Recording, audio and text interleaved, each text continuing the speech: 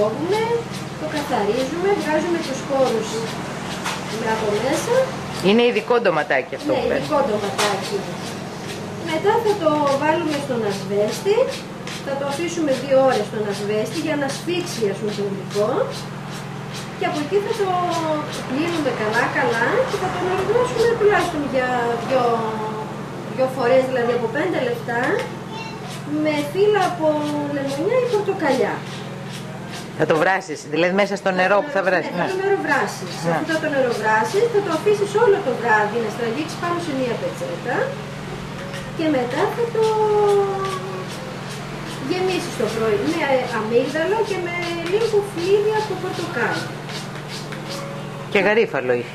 Γαρίφαλο και γαρίφαλο θα το, εκεί που έχεις κάνει το άνοιγμα για να βγάλεις τους σπόρους, θα το κλείσεις. Με το γαρίφαλο. Από εκεί θα το βάλεις, εγώ βάζω το σιρόπι πρώτα και βράζει για 5-10 λεπτά. Βάζω δηλαδή στα 60 κομμάτια ντοματάκι, θα βάλω 3 κιλά, όχι, στα 60 κομμάτια ντοματάκι θα βάλω 3 κιλά ζάχαρη. Και γύρω στα 3 ποτήρια νερό θα το βράσω αυτό το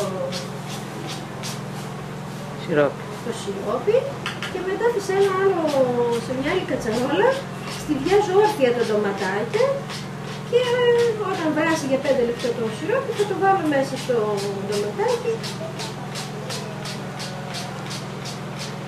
και θα το αφήσω να βράσει θα βάλω αμπαρόριζα λίγο, δηλαδή εμείς τη λέμε μοσχομιλόχα, όχι αμπαρόριζα όπως τη λέμε εδώ, κανέλα ξηράκι και 2-3 βανίλια. Θα τα αφήσω να βράσει το ντοματάκι και μετά θα το βάλω στη γυάλα. Και καλή όρεξη.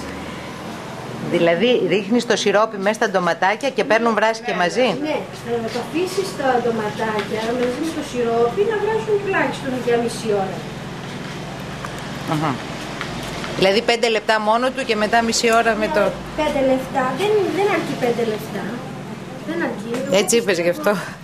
Ναι. Δεν αρκεί 5 λεπτά. Το δένεις ήδη.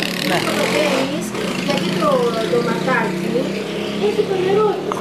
Άμα το βάλεις μαζί, δεν θα γίνει αυτό το σφιχτό, το τραβανό το ντοματάκι. Κατάλαβες?